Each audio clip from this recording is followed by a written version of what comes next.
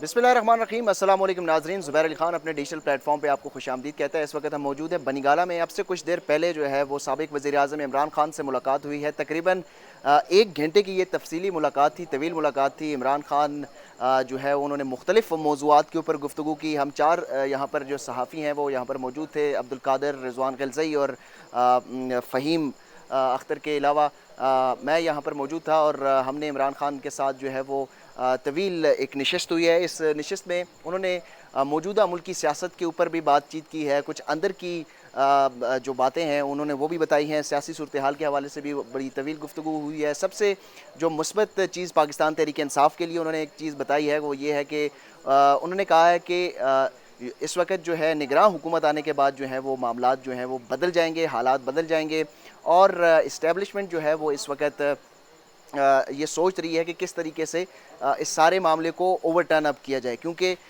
पाकिस्तान तहरीक इंसाफ को जितना दबाव डाला गया पार्टी तोड़ने के लिए, जो टास्क मिला था वो टास्क पूरा नहीं हुआ, पार्टी नहीं टूटी, मुल्क टूटने की नौबत तक आ चुकी है, लेकिन पार्टी अभी भी इंटैक्ट है। तो अब ये रीथिंक जो है वो ज़रूरी हो गया है, क्योंकि जब गलतियाँ होती हैं तो उस गलती को दुरुस्त इसी तरीके से किया जाता है कि दोबारा उसके ऊपर उसकी इस्लाह की जाए। तो वो पुरुम्मीद है कि निगरान हुकूमत जब आएगी तो हालात जो हैं वो बदल जाएंगे। और उन्होंने इस बात का भी इजहार किया कि इस वक्त जो मौजूदा हुकूमत है वो भी इस खदशे का इजहार कर रहे हैं कि उनकी जो पॉपुलैरिटी का ग्राफ है वो काफ़ी हद तक नीचे गिर चुका है और वो अपनी कम होती पॉपुलैरिटी से काफ़ी ज़्यादा परेशान हैं। ये एक अहम नुक्ता इसमें हुआ। और जब उनसे पूछा गया कि जो पाकिस्तान तहरीक इंसाफ के अहदेदार छोड़ कर गए हैं किस का ज़्यादा दुख हुआ, तो उन्होंने कहा कि बहुत सारे लोग ऐसे हैं, लेकिन मुझे सदमा, जो शौक का लफ्ज़ उन्होंने इस्तेमाल किया, मुझे शौक हुआ कि महमूद खान के छोड़ के जाने पर बड़ा मुझे सदमा हुआ, शौक हुआ। और एक रात पहले भी मेरी उनसे बात हुई थी जब वो छोड़ कर गए, तो मैंने कहा कि तुम कहीं छोड़ के तो नहीं जा रहे? तो उन्होंने कहा जी मुझ पर काफ़ी ज़्यादा दबाव है। तो मैंने कहा कि मुझे तो कोई फ़र्क नहीं पड़ेगा, लेकिन तुम्हारा जो है वो बहुत बुरा हाल होने वाला है। और अगले दिन वो परवेज़ खटक की पार्टी में शामिल हो गए।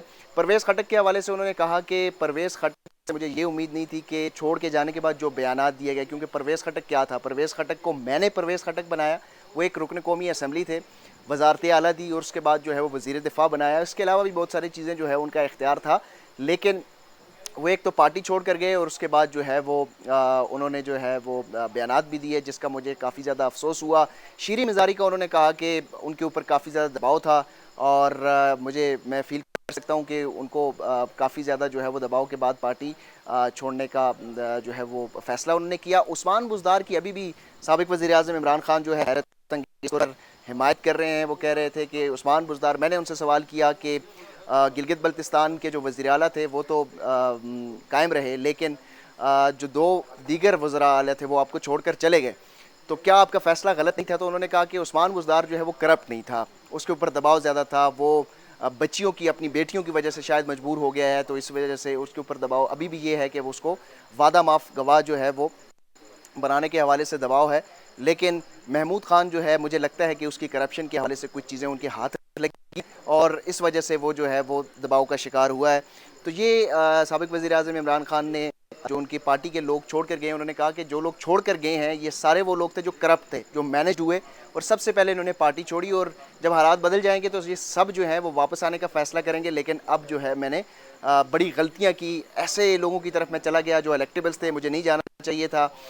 और अब मैं जो इलेक्शन के अंदर आइंदा इंतखाबात में, उन्होंने कहा जी मैं अब इंतखाबात में वकला को जो है वो टिकट दूंगा और वकला जो हैं वो ही मेरे असल नज़रिए को लेकर चल सकते हैं, क्योंकि जो असल काम है वो लेजिस्लेशन है और लेजिस्लेशन वकला से बेहतर कोई नहीं जानता, वकला ही करेंगे।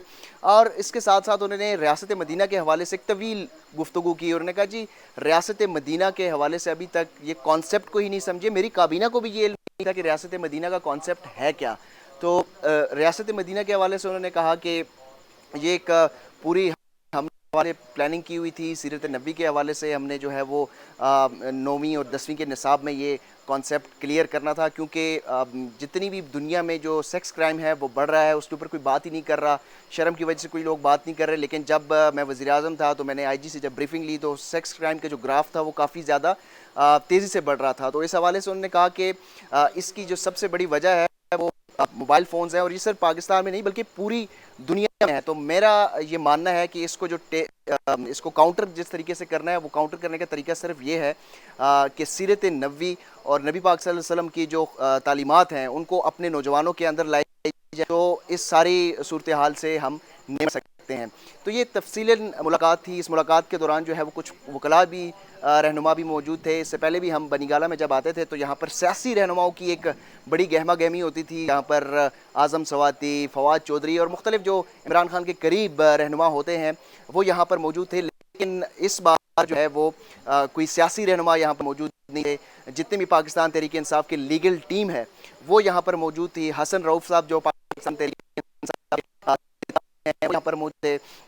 تو عمران خان نے تقریباً 1 گھنٹے میں مختلف موضوعات کے اوپر گفتگو کی ہے. ظاہر ہے 10 منٹ کے ویلاگ میں وہ سارے موضوعات کو کور تو نہیں کیا جا سکتا، لیکن جو مین چنکس ہے اس کے اوپر جو ہے وہ بات کر رہے ہیں. تو یو ٹرن کے حوالے سے انہوں نے کہا جی یو ٹرن لینا جو ہے وہ بھی اس کے لیے بھی حوصلہ چاہیے ہوتا ہے. تو اب جو ہے یہ ساری صورتحال اس طرف بدلتی ہوئی نظر آ رہی ہے. عثمان بزدار کے علاوہ انہوں نے جو گلگت بلتستان کی وزیر اعلیٰ ہیں ان کی بڑی تعریف کی. انہوں نے کہا جی وہ میرے بہترین وزیر اعلیٰ تھے اور انہوں نے بڑا اچھا کام کیا، لیکن ان کو یہ بڑی بدقسمتی ہے اور گلگت بلتستان کے لوگوں کے ساتھ یہ بڑا ظلم ہے کہ ایک ایسے وزیر اعلیٰ جو پورا ٹرانسفارم کر سکتا تھا. میرے بھی بڑے پلان تھے، وہ ایک ویژنری آدمی تھا، تو اس ویژنری جو ہے وہ اس کو ہٹانا، تو یہ گلگت بلتستان کے لوگوں کے ساتھ بڑی زیادتی ہے. تو عبد القادر بھی ہمارے ساتھ موجود ہیں. کچھ باتیں تو ہم نے ان کے ساتھ بھی کرنی ہے. قادر بھائی، ویسے تو ملاقات میں تقریباً آپ نے بھی بتا دیا، ہم نے بھی بتا دیا. بنی گالہ میں اس سے پہلے بھی آپ عمران خان سے ملاقات کرتے آ رہے ہیں، اتنے عرصے سے آپ بیٹ کور کر رہے ہیں. آج آپ نے مختلف کیا دیکھا بنی گالہ کے اندر؟